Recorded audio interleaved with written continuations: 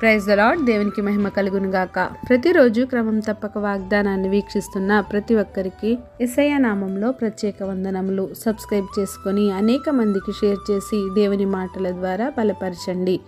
ఈ దినమునకై ఏర్పాటు చేయబడిన దేవుని వాగ్దానము. మొదటి తెస్సలోనికైలకు రాసిన పత్రిక 5వ అధ్యాయము 21-22 వచనములు. సమస్తమును పరీక్షించి మేలైన దానిని చేపట్టుడి, ప్రతి విధమైన కీడునకు దూరంగా ఉండుడి. సమస్తమును పరీక్షించి మేలైన దానిని చేపట్టాలి. గతించిన సంవత్సరం నీవు సరిగా పరీక్షించక నీవు ఎంచుకున్న నీవు తీసుకున్న నిర్ణయాలను బట్టి నీకు మేలుకరంగా నీ జీవితం లేకపోవచ్చు.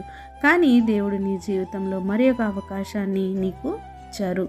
నీవు ఏది చేయాలి అనుకున్నా నీవు జాగ్రత్తగా పరీక్షించి నీవు నిర్ణయం తీసుకోవాలి. నీవు తీసుకునే నిర్ణయం బట్టి నీ జీవితం మేలుకరంగా, నీ గమ్యంకు సుఖవంతంగా నీవు చేరుకోగలవు. నీవు తీసుకునే ఒక చిన్న నిర్ణయం వల్ల నీ జీవితంలో మేళ్లను నీవు పొందుకోగలవు. అలానే అదే నిర్ణయం వల్ల నీవు మేళ్లను పోగొట్టుకోగలవు. బైబిల్ గ్రంథంలోని అనేక మంది భక్తులు మంచి నిర్ణయాలు తీసుకున్నట ద్వారా వారి జీవితాల్లో దేవుడు మేళ్లను జరిగించాడు. భర్తను పోగొట్టుకున్న నయోమికి అదే పరిస్థితిలో ఉండి భర్తలను పోగొట్టుకున్న నయోమి కోడళ్ళు అయిన రూతు, ఓర్ప వారు తీసుకున్న నిర్ణయాలను బట్టి వారి జీవిత గమ్యాలు మార్చబడ్డాయి. రూతు, ఓర్పలది ఒకే పరిస్థితి. అయినా ఓర్ప తన అత్తను ముద్దు పెట్టుకుని తన తల్లిదండ్రుల చెంతకు చేరి తన పేరును కాలగమనంలో మరుగు చేసుకుంది. కానీ అదే స్థితి ఉన్న రూతు భర్త లేని తన అత్తను ప్రేమతో హత్తుకుంది.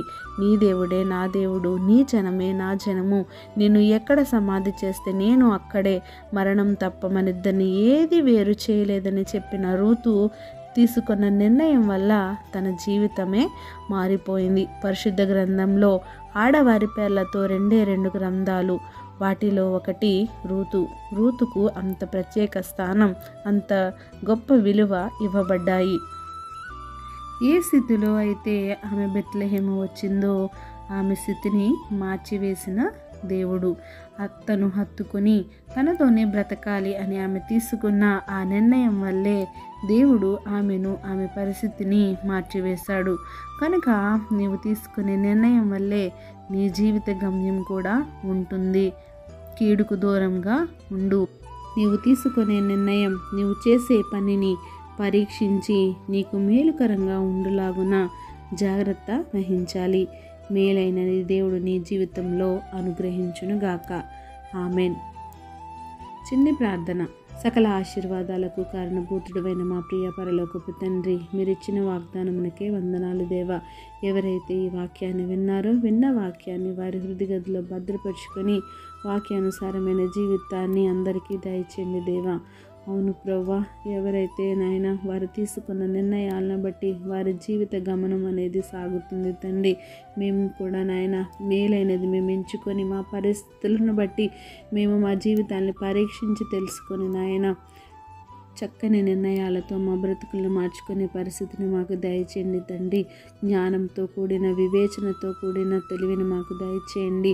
అట్టి కృపను మాకు అనుగ్రహించండి. ప్రార్థన అవసరతకు ఉన్న ప్రతి ఒక్క బిడ్డని సమయంలో జ్ఞాపకం చేసుకుని వారి అవసరతలు, అక్కరతలు తీర్చి మేలైన దానిని వారి జీవితంలో నెరవేర్చి వారిని కీడునకు దూరముగా ఉంచినైనా సమస్త ఘనత, మహిమ, ప్రభావములు మీరే ఆరోపించుకుంటారని యేసుక్రీస్తు పరిశుద్ధ నామమున ప్రార్థించి అడిగి వేడుకొంచున్నాను మా తండ్రి. Amen. God bless you all.